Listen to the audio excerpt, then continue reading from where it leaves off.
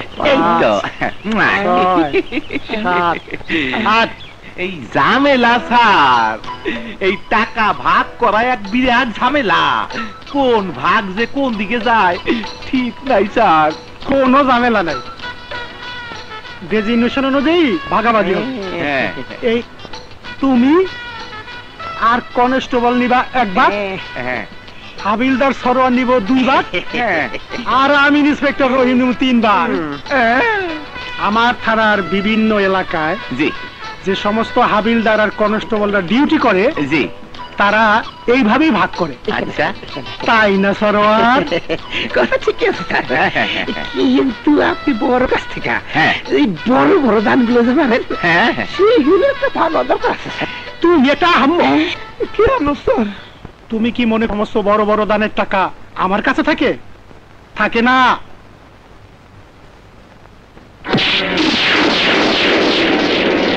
ঝামেলা স্যার। এই মেয়ে কে তুমি?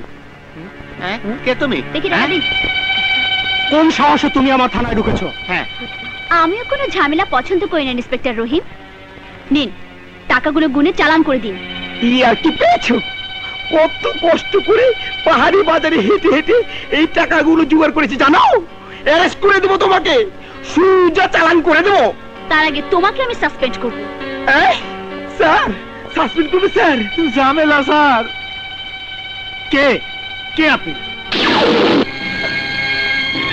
ও শিশুলি। আমার মালিক আপনাকে দাওয়াত দিয়েছে। তোমার মালিক? পাশে শিকদার খামার বাড়ি, আমি ওখানে কাজ করি স্যার। শিকদার সাহেব আমার মালিক। শিকদার সাহেব কখন দাওয়াত দিয়েছে? আপনার যখন খুশি, এখন যেতে চাইলে নিয়ে যেতে পারি। ঠিক আছে, চলো। চলেন।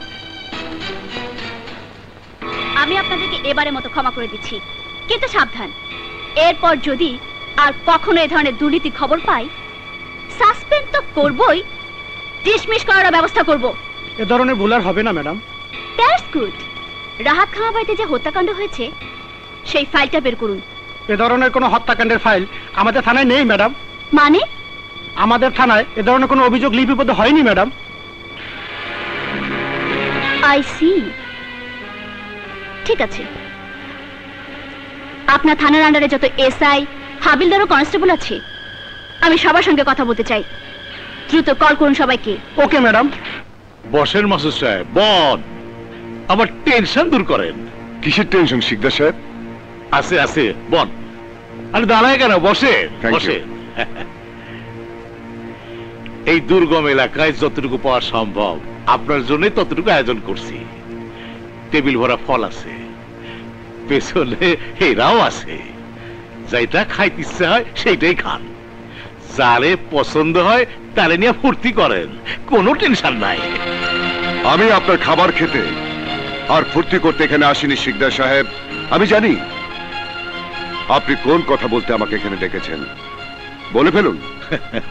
মালিকদের টেনশন একটাই মাসুদ সাহেব, আরো বেশি সম্পদের মালিক হওয়ার টেনশন। আমার এই খামার আমি আরো বড় করবার চাই, এক বিশাল খামারের মালিক হইবার চাই। মাঝখানে সীমানাটাকে একটু ফুটা কইরা রাহাত খামার সহ এক বিরাট খামারের মালিক হইবার চাই। আপনার আমি ঠকাবো না। এই ব্যাগে 20 লক্ষ টাকা আছে, আর এই যে দলিল, এই দলিলে সব লেখা আছে। আপনি এই দুর্গম অঞ্চলে থাকতে না পাইরা আমার কাছে খামারটা বিক্রি করে দিয়েছেন, সব লেখা আছে। আপনি শুধু সই করবেন আর 20 লক্ষ টাকার ব্যাগটা লয়ে চলে যাবেন। দুঃখিত শিকদার সাহেব, আপনার টেনশন আমি দূর করতে পারছি না। আমার তো মাথায় ঢোকে না মাসুদ সাহেব, জমিটা ছাড়া কি আছে ওই খামারে? ওই খামার আবার চালু করতে হইলে কমসে কম 10-12 লাখ টাকা লাগবে। কোথায় পাইবেন এত টাকা? আঘাতের অপেক্ষা করছি। মানে?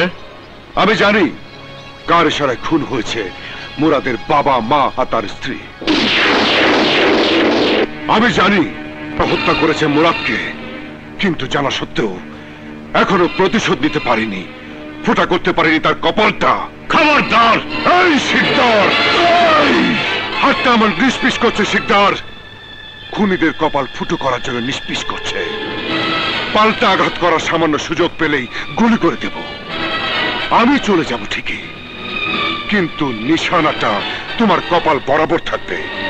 আমি দূরে না যাওয়া পর্যন্ত তোমার একটা লোক যদি নড়াচড়া করে তোমার কপাল ফুটো হয়ে যাবে। এই শিকদার, এই যাবার আগে একটা কথা বলে যাই, প্রতিশোধের সুযোগ খুঁজছি আমি। মুরাদের খুনিদের শাস্তি না দেওয়া পর্যন্ত এই এলাকা ছেড়ে আমি এক চুলো নড়ব না। মনে রাখিস শিকদার, মনে রাখিস। সাগর, বস, শর্টকাট রাস্তা দিয়ে যা। খামার বাড়িতে পৌঁছানোর আগেই ওরে খুন কর। আমার টেনশন দূর কর। ওকে বস।